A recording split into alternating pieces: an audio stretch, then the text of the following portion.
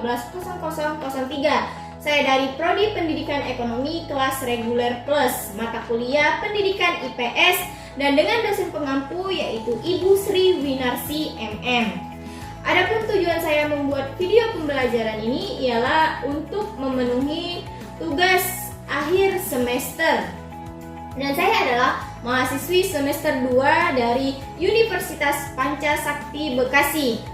Nah, pada kesempatan kali ini saya akan mewawancarai seorang businesswoman yang seorang businesswoman ini dia menata karirnya di bidang supplier sarana dan prasarana alat-alat lab. Yuk langsung saja kita ke narasumbernya. Nah teman-teman, sekarang kita udah bersama beliau, seorang businesswoman yang terbilang sukses menata karirnya dari awal sampai masa pandemi pada saat sekarang ini. Halo Ibu, apa kabar? Kabar baik, Mbak. Oke, di sini saya mohon minta waktunya sebentar ya Bu. Saya akan mengajukan beberapa pertanyaan tentang terkait bisnis yang Ibu jalani saat ini. Oke baik Bu, di sini saya akan menanyakan beberapa pertanyaan. Yang pertama, bergerak di bidang apakah suatu usaha Ibu ini dan mengapa Ibu memilih usaha tersebut? Untuk usaha yang saya geluti di saat ini, saya itu bergerak di bidang industri kimia. Kenapa saya memilih untuk terjun ke bidang usaha ini? Karena melihat kebutuhan di industri kimia yang terus-menerus berkembang, akhirnya saya sudah saya mantap untuk terjun ke dunia industri kimia. Oke, jadi padahal kan Bu di luar sana banyak ya Bu di suatu bisnis atau usaha yang lebih mudah daripada kimia ini Bu. Tapi di sini kenapa ya Ibu bisa pengen memikirkan saya akan membangun suatu usaha ini ya Bu? Dibilang ya Bu ya usaha ini nih sulit atau susah? Sangat susah? Tidak, dibilang sangat susah tidak ya Bu. Dibilang tidak mudah ya Bu untuk membangun satu usaha ini. Kalau dibilang memang kalau misalkan dibilang mudah atau tidak mudah sih ya mudah tidak mudah seperti itu ya Bu ya. Tapi karena saya sudah benar-benar tertarik dengan dunia industri kimia ini ya Bu ya, jadi saya benar-benar mau terjun ke dunia ini, benar-benar fokus. Oh, jadi itu bukan salah satu hobi Ibu ya. Oke. Nanti aku pertanyaan yang kedua yaitu sejak kapan sih Ibu tertarik di bidang usaha ini? Kalau dibilang sejak kapan saya tertarik di bidang ini, saya tertarik dari SMA ya. Oh SMA ya Bu? Masih sekolah berarti ya? Nah itu kenapa makanya dari situ, dari SMA itu saya geluti ya Bu ya, saya perdalam lagi apa sih itu industri kimia gitu, saya cari-cari, saya pelajari dengan baik, saya pokoknya lebih mendalami lah apa itu industri kimia gitu. Maka dari setelah saya mencari-cari itu, terus saya akhirnya memutuskan untuk setelah selesai saya SMA, saya sepertinya harus melanjutkan pendidikan ke industri kimia untuk benar-benar mendalami, benar-benar mentekuni apa yang saya tertarik gitu. Oh berarti Ibu sejak masih sekolah gitu ya tertarik dengan suatu hal-hal kimia yang berbau lab gitu ya Bu. Oke, jadi di zaman Ibu masih sekolah dulu itu Ibu orangnya tidak seperti anak-anak misalkan kalau misalkan lagi jam kosong itu ke kantin, tapi Ibu berbeda ya? Pasti berbeda dong ya Bu. Pasti Ibu mempelajari dan benar-benar mengapa ya? Maksudnya itu benar-benar memanfaatkan waktunya gitu ya Bu. Iya, karena ya itu karena saya benar-benar tertarik banget sama dunia industri kimia. Oke, baik. Langsung saja ya Bu. Pertanyaan yang selanjutnya, gimana dan bagaimana itu awal mula cara Ibu merintis usaha ini? Awal mula membangun usaha ini tuh ada beberapa tahap yang saya terapkan. Pertama itu saya melakukan riset. Riset ini itu bertujuan untuk menentukan cara usaha dengan baik, terus meminimalisir kekurangan dan memaksimalkan kelebihan. Serta saya melakukan riset ini bertujuan untuk saya menentukan supplier atau penyedia bahan baku untuk menopang usaha saya ini. Itu untuk yang pertama. Kalau yang kedua itu kita kan tahu ya, untuk membangun sebuah usaha ini membutuhkan modal ya. Jadi di sini saya mempersiapkan modal, di mana modal ini untuk biaya operasional kantor, biaya inventaris kantor, dan biaya kantor lainnya.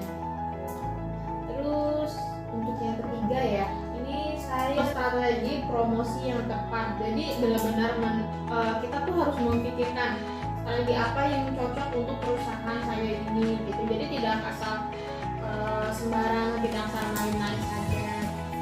Terus untuk yang keempat ini fokus di bidang usaha ini ya, tidak mencoba ini sepertinya kayak kurang menjanjikan usahanya ini, jadi saya lebih baik pindah ke usaha ke bidang usaha yang lain. Tidak, tapi saya tetap harus fokus dulu di usaha ini. Oke, jadi benar-benar harus fokus ya Bu. Iya. Terus yang kelima ini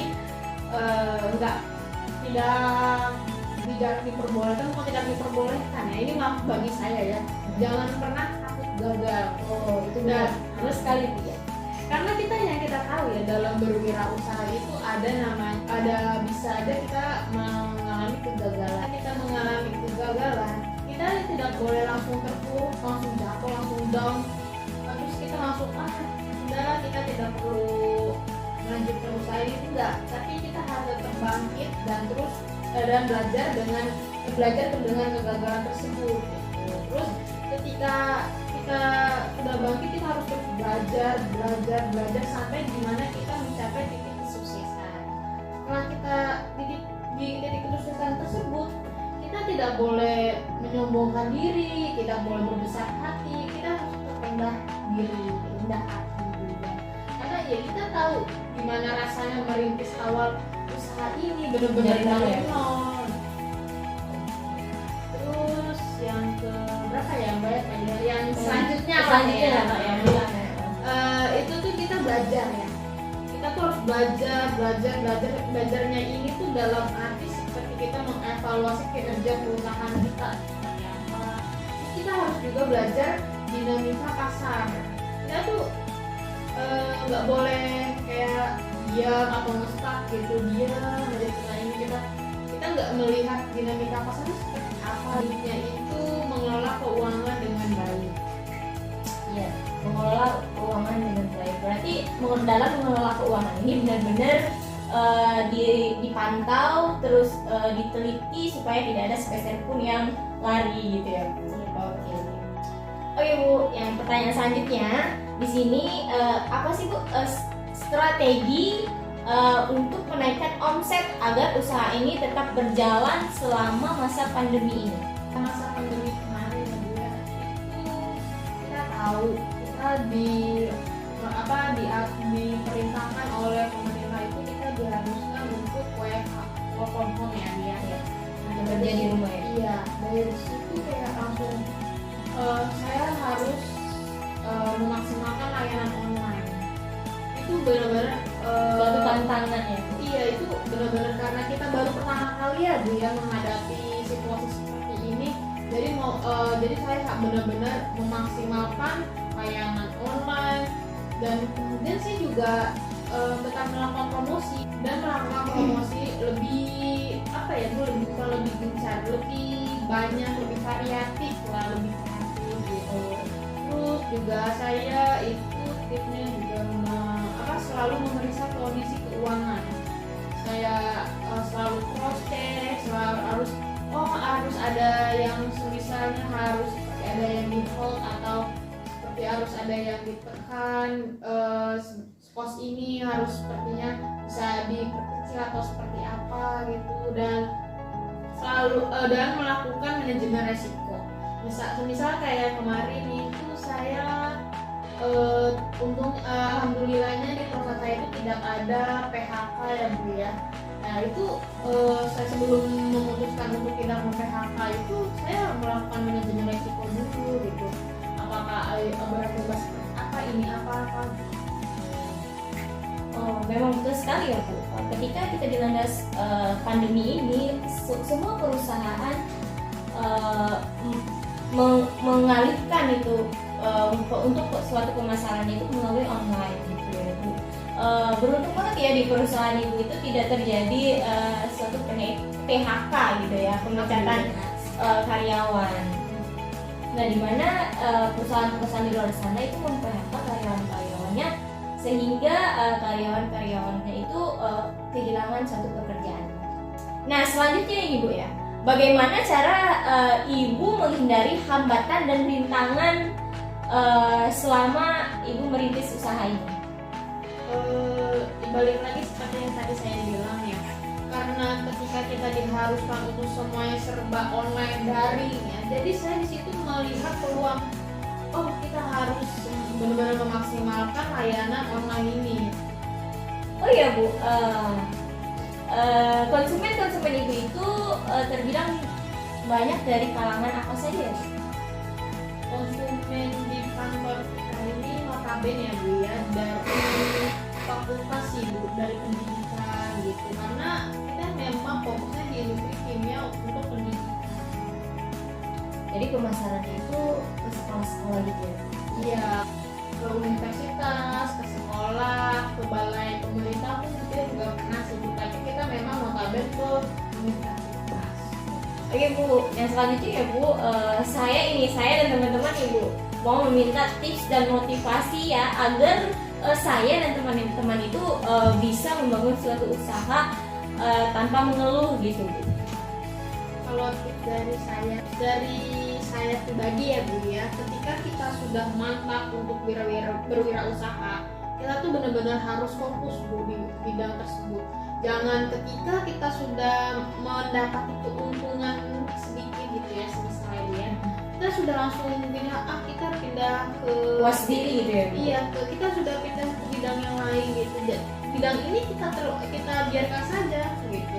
Padahal ini belum menurut kita ya Bu ya, menurut kita ini belum mencapai titik suksesannya gitu, tapi kita sudah pindah ke bidang yang lain gitu. Terus kita harus tetap optimis, kita juga jangan pantang menyerah ya Bu ya, karena ya itu ketika kita berwirausaha itu ada kegagalan, ada rintangan gitu, kita harus bisa menghadapi dua hal itu.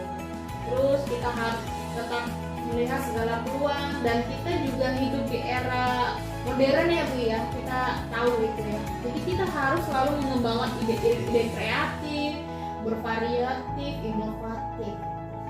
Oke Bu, jadi kalau kita memang menggeluti suatu bisnis ini, kita harus berarti kita tuh harus benar-benar belajar dengan tekun gitu ya, harus benar-benar mempelajari suatu bisnis itu, dan kita tidak boleh berpindah ke lain hati gitu. Maksudnya Bu, tidak boleh pindah ke suatu bisnis yang lain. Jadi kita harus benar-benar menekuni satu bisnis yang benar-benar ingin kita rintis dari nol hingga akhir.